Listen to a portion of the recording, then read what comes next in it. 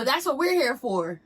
Because Saucy Steph is going to keep you guys informed. She's going to keep me informed. Thank you. Thank you.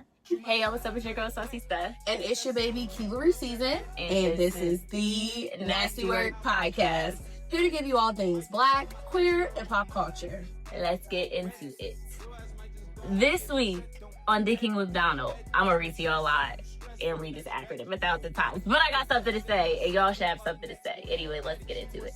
So, earlier this year, the Trump administration defunded and dismantled. Shout out to New York Times. That's where I got most of my information from, and I like the way they worded a lot of things they said. Shout out to y'all. Appreciate y'all.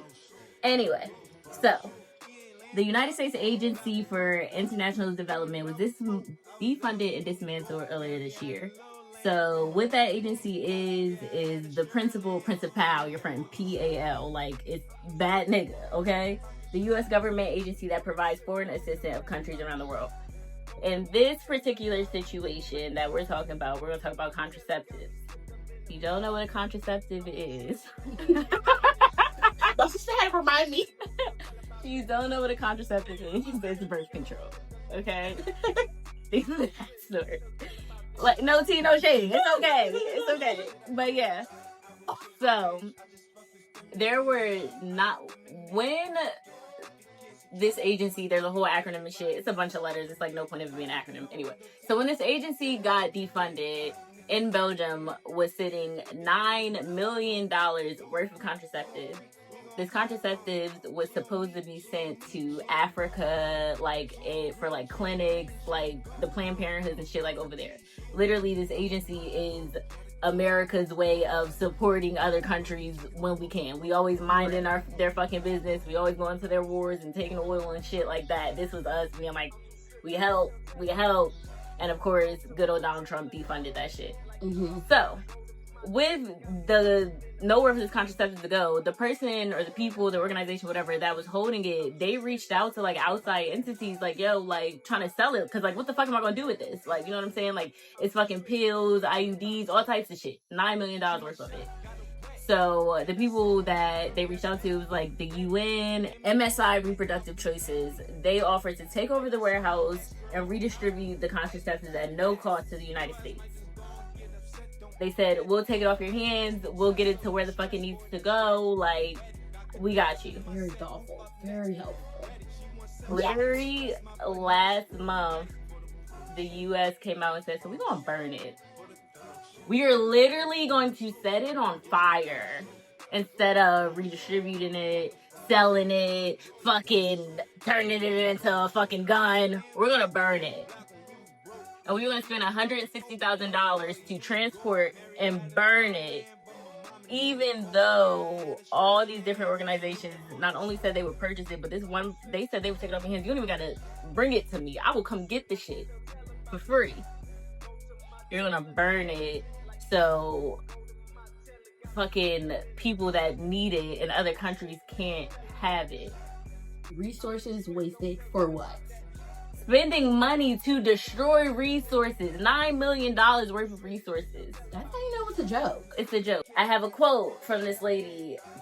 Let me get her whole name and all that. From NSTY Reproductive Choices, because she ate down. Choose y'all the fuck up. Point them out. She said, what is her name? Let's start there. Sarah Shaw, the Associate Director of Advocacy at NSTY Reproductive Choices. She said, the USAID was allegedly dismantled to prevent future wastage and to deliver value for money for the American people. It's just egregious that they're willing to waste $9 million worth of contraceptives that are so desperately needed. She then added, women are going to die because they don't have access to those contraceptives. We're women. Not even that we're women, but women are already dying. Women are already not allowed to abort the babies they don't want here. They're not allowed to abort them. And then I can only imagine what's going on anywhere else that can't even afford to provide you. Yeah. What? And I'm just everybody already hates America. I don't know. I just think that's so crazy. And you guys see the end yet? Are you ready? A lot of people have theories that we're already in hell. I watched The Good Place too, and that's not enough. I don't know. I was dicking around with Donald this week. You guys, I think I've said this already, but like staying informed is really obviously staying informed, but it's also like look at the state of the world. It's gotten worse each freaking episode. You realize that, right? Yeah. Like, well, I feel like each episode we've literally got deeper and deeper in this registration, and it's just like, but he did everything he said he wouldn't. Like, you know what's crazy? I had this thought back in 2016 when he won the election, and you know, but it was just silence. Yes, where I was, it was silent. Girl, I was in Florida at HBCU. Right, so it was just silent. Yes, and I think we kind of already knew, like, not what it would look like, but we knew, like, it wasn't going to benefit us or be for anybody, really. Mm-hmm. And I don't feel like that first term, I feel like it did do damage, but I feel like now it's just gotten, like, ridiculous, out of place, like, unconstitutional, whichever one it is. I feel like I always said him winning the first time, two things. Was a fuck you to Barack Obama, because it's like, oh, y'all had that monkey ass nigga in office for 8 years, bitch. Yeah. They white ass aunties voted for him. Oh, fuck you. Yeah, you knew he should have taken with that one. And then it was like that first time, it was like Hillary Clinton. And I just hate to say it, America is so not ready for a woman president. They are not. Whole time, that's what we need. Whole time, that is what America needs. Listen, we save the day every time, but they just wouldn't be able to handle that shit because we're emotional and we're this and we're that. But look at what this nigga's doing. Yeah. But America's not ready for that. And the first time everybody was like, so like, oh, this nigga like shit the bed, like, you know, he fucked it up so bad, right? So then we threw Biden in there, and then Biden didn't do a fuck thing, and then it's like, now you're gonna give me this black lady who didn't campaign the whole time, who in theory she didn't do shit, but what the fuck is Becky Vance doing? Shit to do the shit fucking Trump is doing. But she was the vice president. Like, it's like, what the fuck was she supposed to do? True. And I always said they didn't say enough about the shit over in Gaza and all that. We don't speak much about that because I don't know much about that. So sorry, you're not gonna get a lot of content from us about that. But you know what I'm saying? It's like America's not ready for that, and then it's like, niggas got stimmy checks with Donald Trump's name on them, so it's just fuck that stimmy check. If I knew the shit was gonna be this way, bitch, like, he got too much credit for that. I don't know, and that's $1,200 fucking dollars. We're in debt. People can't pay their bills. People are behind. That don't do shit for what we're dealing with now. We're misinformed. It's a popularity contest, and people don't care about things until they start to directly affect them. And now that we are being directly affected, now that Abuela is getting snatched off the street, now that you don't have birth control, now that you're not getting as many food stamps, now that it's almost too late, we got something to say. Yeah. But you're still not voting in your local elections. You're still not, staying up to date on your research. You're still not, making sure you work for a company that validates you and what you stand for. I don't know. I'm not being shady. I'm just saying. But that's what we're here for. Because Saucy Staff is going to keep you guys informed. She's going to keep me informed. Thank you. Thank you. All right, guys. And sister. Hello, that's now. Hello, sister. No question. Do you feel like sometimes, like... I feel a lot, but go ahead. Do you ever feel like the things you wear, or even used to wear, like, do you feel like they're, like, overly policed? Do you feel like they're policed more because you're a black woman compared to, like, other races? Absolutely, especially when you're a little bit thicker. I'm thicker these days, so I definitely feel it. But just even being a black woman, absolutely. In what ways, though? Like, if you had to say. Something as simple as a crop top. Something as simple as a crop top, and it's like, crop tops are still in. Like, shit, it's like, Crop tops have always been in. Niggas was wearing them. Niggas was wearing them. I was really about to say niggas. Let's start there. But, I mean, I don't hear it so much now because I haven't gone out in a while, but it's just, in my experiences, yes, you're a little bit more out there, and it's just like, bitch, it's a piece of clothing. Mm-hmm. Yet, somebody else, on the other hand, see what I'm saying? Inside of the hand. Exactly. It can have the boobs, the little shorts, and it's just like, do they have the boobs though? Because sometimes I think that's... Sometimes they do, and sometimes they don't. Let's not say that. The girls be busty too. But yeah, I can definitely agree. Yes. How about you? Oh, hell yeah. I think I tend to dress a little bit more, like, provocatively because I'm fine as fuck, but... This is what these years are for, but I know what I'm saying? Yeah. But I brought that up because I saw on Threads, it was, like, a post of, like, Angel Reese, and somebody was like, you know, ever since Law Roach said he wants to see her in clothes, she just looks so much better. Mm-hmm. And so then that made me think about, like, before I even went, because I did go and watch, like, the Law Roach thing, like, he invited her on her podcast, Unapologetically Angel. I thought about when she had Shaquille O'Neal on there in October of last year. And Shaquille O'Neal, like, literally her podcast is on his network. Like, they're supposed to be locked in. He's supposed to be, like, uncle, big brother, father figure type shit to her. Mm-hmm. And she's sitting there and she's, like, talking to him. Have you seen it? Yeah. Okay, yeah. So, you know, like, she's sitting there, she's, like, talking to him. And she's like, you know, like, I can't solely survive off of basketball. Like, you know, what do you think I should do to make, like, some extra money or something, like, along those lines, whatever. And he's like, you should wear them same shirts you were wearing at Wildin' Out. Keela Reese is gonna put a picture right here. But he's like, you should wear those same shirts, little shirts you were wearing at Wildin' Out and have a dunk contest. You would sell so many t-shirts, you would make so much money. And she literally just kind of like rolls her eyes and is like, oh my God, like, okay. First of all, coming from you, it's like, whoa. You're like 58 or 52 or some shit. Like, you're as old as my dad. And my dad's weird, bitch. But Shaq, you too fucking old to be weird. Like, yeah. Just knowing the dynamics of the relationship, him saying that it could make you uncomfortable. Yes, and she looked uncomfortable. And he, like, doubled down on it, I'm pretty sure. Like, girl, shut the fuck up and leave it the fuck alone, you weird-ass nigga. Mm-hmm. And then, literally the next month, she had, like, the Law Roach on her show, literally fucking Zendaya's stylist, and we know Zendaya don't miss.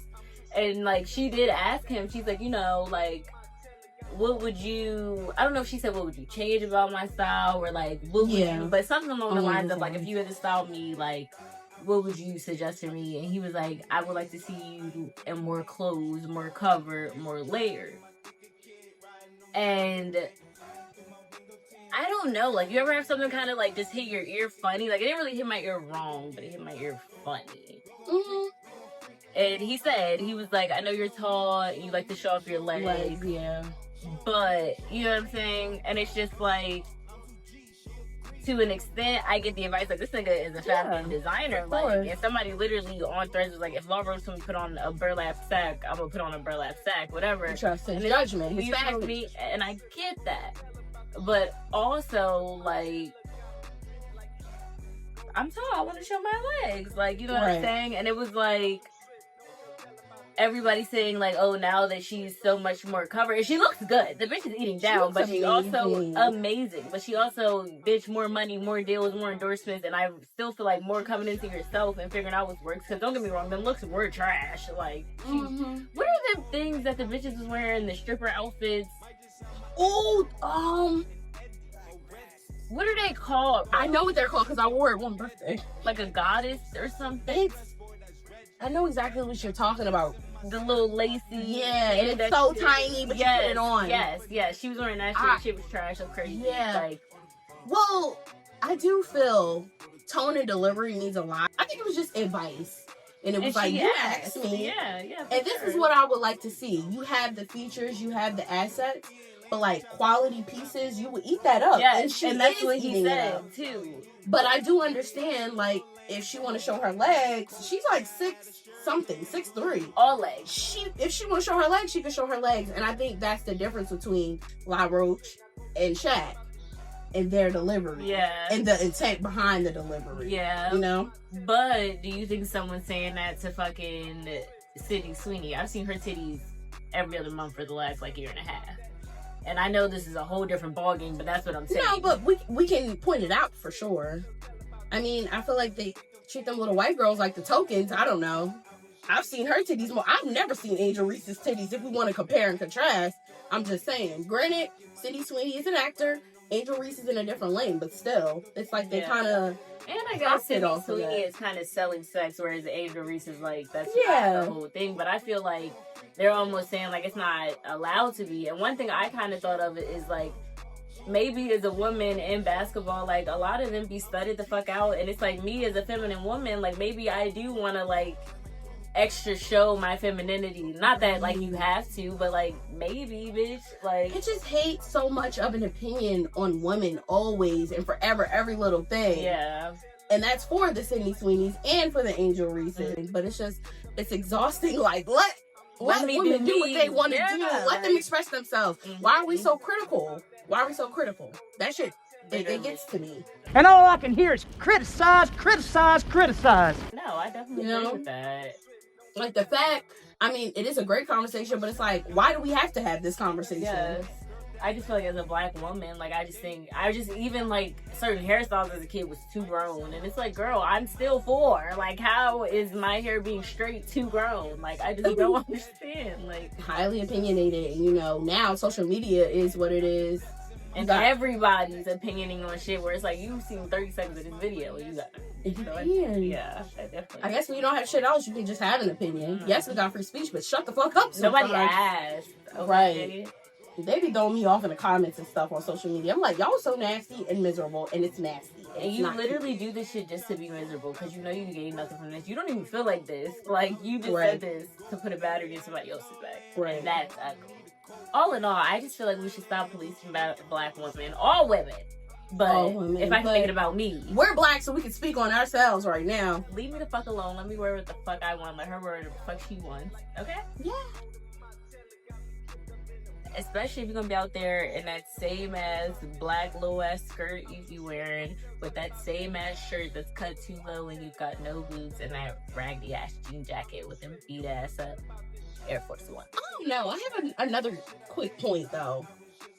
So, like, you know how like the older generation, they can be, because I feel like my mom, she would see what I have on, and my grandmother would see what I have on, and they're like, put your stuff away. And it's like, I mean, it's not out. It could be out. Right. I could be so much worse. I could be so much worse. And it used to be much worse. But I think it also could be like a generational thing too.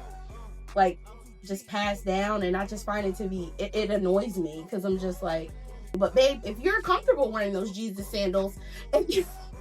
No, dead ass. But if you're comfortable wearing those things, I don't have an opinion. It's your life. And also, you was popping no kids in that motherfucking moo-moo. So who's to say? I don't got no kids in these booty shorts. Oh, that was good. I'm just saying. My mom be watching this. You better listen to what you just said.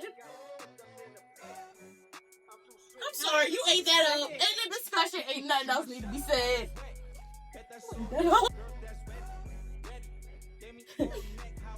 Last week, I touched a little bit on Tracee Ellis Ross's new Roku series, Solo Traveling with Tracee Ellis Ross. So make sure you guys watch that episode. It's going to be the episode underneath this one. Like, comment, and subscribe if you haven't already. Thank you. It kind of made me think about how, you know, she was traveling, but it made me think about the people that have moved abroad permanently and why they moved and what does it look like when they moved. And in the previous segments, we talked about, you know, like the state of our country and how it is. And I totally understand why people have moved. And if you guys have paid attention, I've talked about living in Ghana and I've never even been. But let's get into it. Let's get into it. Back in 2020, there is a term called the Black Sit. Have you ever heard about it? I've heard of something like with Marcus Garvey back in the day when they was like all black people should go back to Africa, but I don't think that's what you're talking about. It could intertwine with it though. Okay. So yes, and I did want to kind of see who came up with that term and make sure it was somebody black. However, somebody did come up with that term, and it's pretty much the Black exit, where African Americans are moving outside of the country that they were born in. I feel like I've been fantasizing about like what it may look like living elsewhere, and I don't know about you. I don't know if you've seen TikToks of other people like living abroad, and they're just like, I'm fighting in Germany. They said they love niggas in Germany. They do? I didn't hear that. But yes, I've seen it, and I just kind of like fantasize about it. I don't know what that would look like for me, but I'm like, look, if I could possibly be financially free, use the money that I have now in this country, and be able to start a life for myself, I'm down. Mm-hmm. So yes. Now, I do want to touch on some of the countries that people have gone to and the benefits of it. Starting with Ghana. I plan to go for my 30th, guys. But yes, over 15,000 African Americans have moved to Ghana since 2020. Damn. Mm-hmm. And you remember in November of 2024, I believe they granted citizenship to 524 people. Remember that? No. I think that was on the Shade Room, and I was like, a red light went off on me for some reason. Wow, that's amazing. That is amazing. Like, countries are willing to open up their country to us. Yes, coming from America. Some bullshit going on over there. Come on. Exactly. That's how you know. And I just thought that was so cool because I'm like, wow. Especially people from America know how shitty it is here. That speaks a lot for these other places. So welcoming. So graceful. Exactly. So graceful. And so then we have Kenya. People from the U.S. are moving there, and they're getting a residency, and they're purchasing land there. So they're able to start a life, start investing. It's probably more affordable there, and you get more there. When I was in college, my humanities teacher, what was his name? Dr. Yaya. He was literally teaching just to provide for his wife and his son that were back in Kenya, and they brought land, and they lived in a fucking cob house that they built like out of like mud and sticks and shit like that. Like, right. So yeah, I've definitely heard of people going to Kenya and like exactly creating a whole different, like, it's a new life, but it's like a completely different way of life too, and that's just amazing. And then, so just to touch more on Kenya, so far, over 500 people, they were granted citizenship, and that's amazing. And then we can talk about Portugal. People are moving there because it's affordable healthcare. They started the slave trade. I don't know. Really? Yes, girl, the Portuguese started the slave trade. Well, that's what I learned in my research. I mean, two things can be true. Yeah, two things can be true. But people have moved there simply because affordable healthcare, beautiful climate, and lack of anti-Black policing. So have they tried to change things? Girl, I don't know. I ain't never been. Okay. Well, guys, make sure, even though I did a little research, make sure you do your research too. And then we have Mexico, Tulum, Merida, low cost of living. And then lastly, Costa Rica, Colombia, Thailand, South Africa, Belize. They're attracting Black digital nomads, which is pretty much people that work from home, and then retirees and entrepreneurs. So it's an opportunity to actually be your own boss. The process of doing it may be a little bit easier. I don't know anybody personally, but I can't help but think that sounds so good. But then it's like, you said like Thailand, and I'm like, bro, like, don't they have laws where it's like, bitch, you can't even drink like alcohol in public or shit like that? So it's like, I mean, they may have a little bit more order and whatever that looks like for their country. Yeah, but sometimes I think, like, I know I'm a spoiled fucking American. Like, I know that. So it's like, I mean, I guess when you get sick of some shit, you get sick of some shit. If you want to live, and it's like you need a little bit of structure, and that may take away from what you're used to. I don't know. Yeah. I don't know. I'm not gonna lie. Girl, you talk about moving to Africa, you be hot. I do be hot, but I'll adjust. I'll just be a hot ass bitch with a peaceful ass mind. Girl, you said Costa Rica. I went mosquitoes. Anyways, a lot of people, may move to these countries because they may actually walk into financial freedom. Like, we're actually very much in debt. The country's in debt. Let's start there. But a lot of us are in debt, and $2,000 a month in these other countries could actually like start a life for people. And I don't know what your expenses look like. It probably could get you much more in other countries. Girl, I pay more than that. So if that's enough to get me somewhere, hell yeah. Yeah. So why are people leaving the U.S. for these other countries? Because it's some bullshit. Exactly. Obviously, now, I haven't been to some of these places, so I can't say from my personal experience, but just for the sake of research, less microaggression, less being policed. And we just talked about women. I don't know what that looks like for the women, but some say, you know, they do have a little bit more of a peace of mind in these places. They don't have to worry about where their next meal is going to come from. They don't have to worry about how their bills are going to get paid.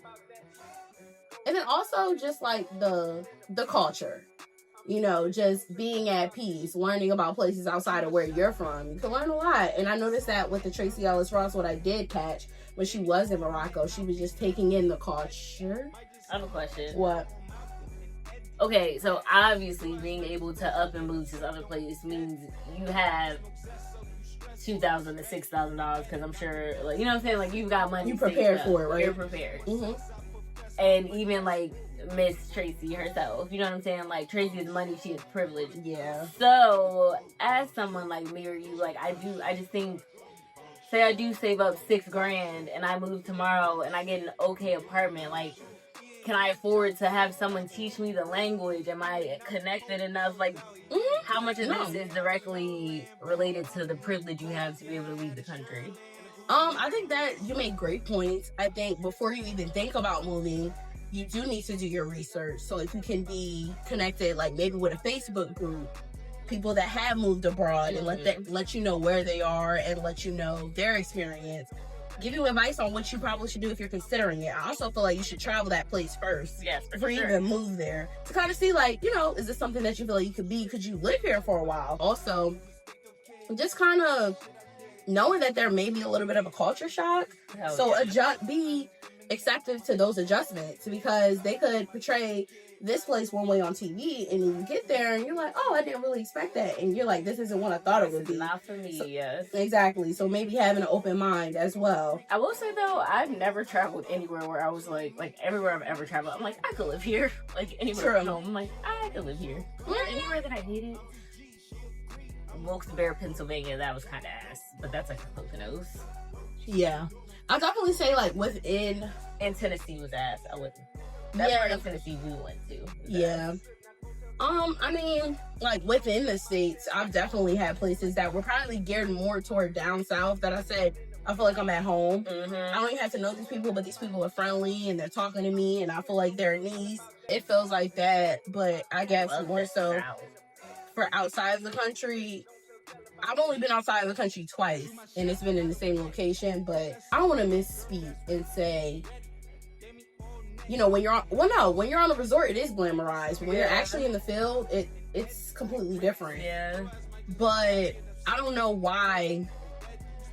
I mean, I can't speak for other people, but I just know people are more at peace financially. They don't have to worry about how things are going to get done. And I think the state of the world now, like, it would be worth at least giving it a try to see what it would look like. Yeah, for sure. Like, I don't know about you, your TikTok algorithm, but I literally seen a couple, and I believe the woman, she is of African American descent. I'm not sure. She was a little on the lighter tone, so I'm not sure, but she, I don't want to misspeak, but she moved to Korea, and that's not in my notes, but she moved to Korea, somewhere in Korea, and the government gives her money monthly for her child. She had a baby.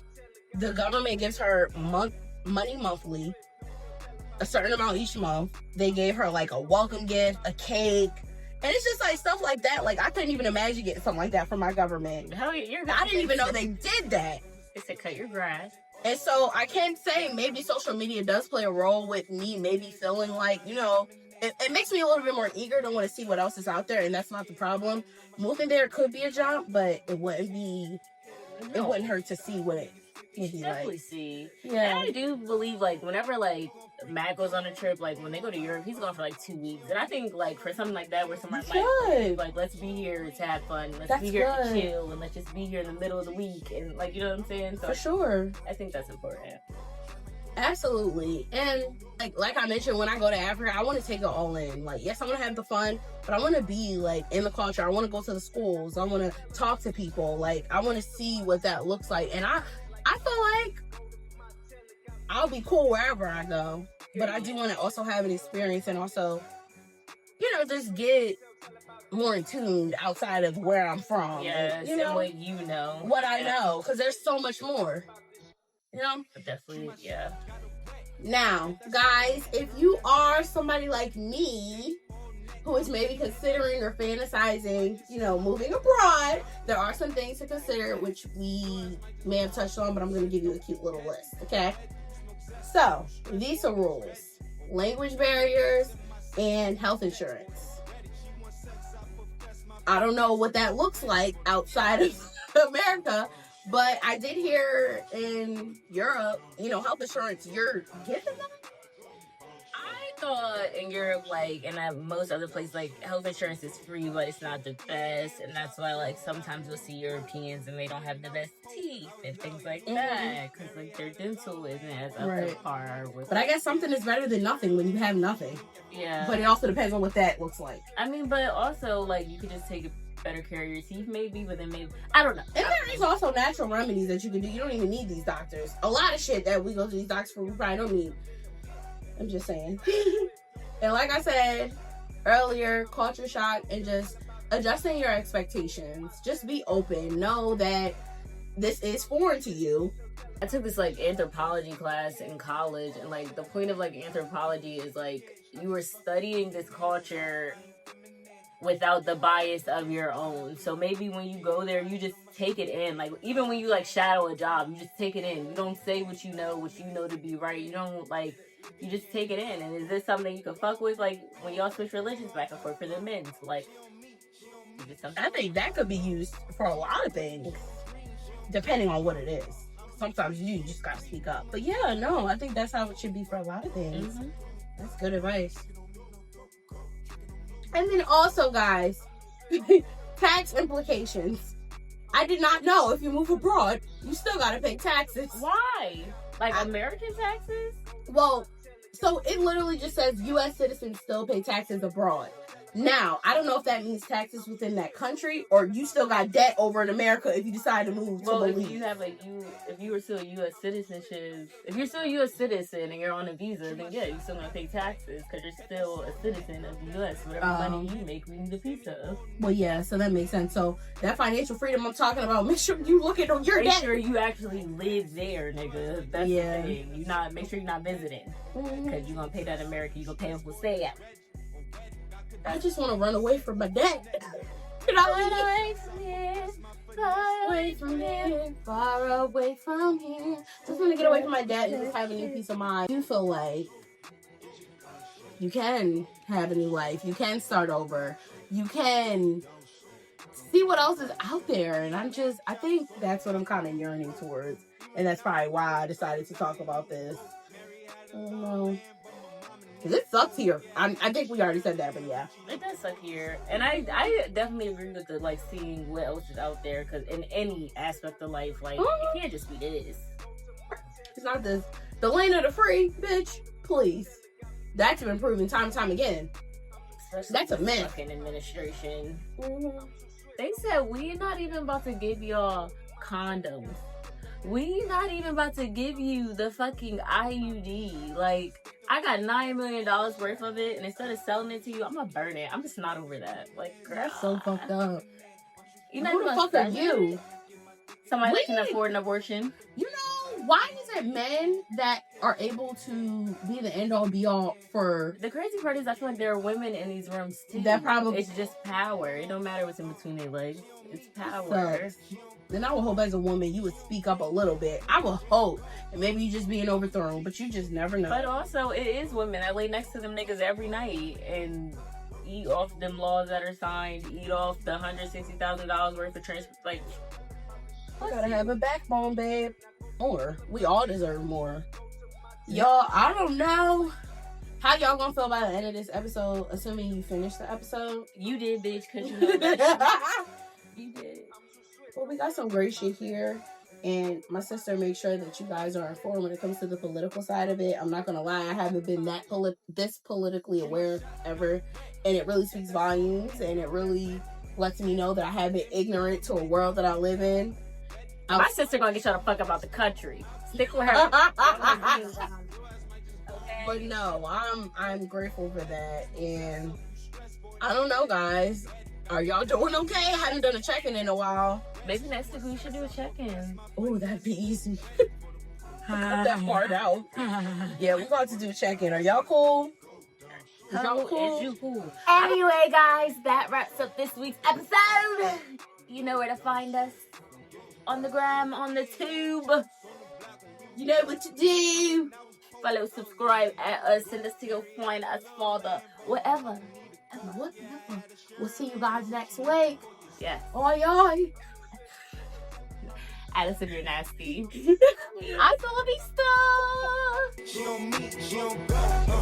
She on green, she on green, she on go. I'm 2G, she agree, I'ma go. Try to keep it low, try to make me go. Check it on me, no go, go. Check it on me, you let's go.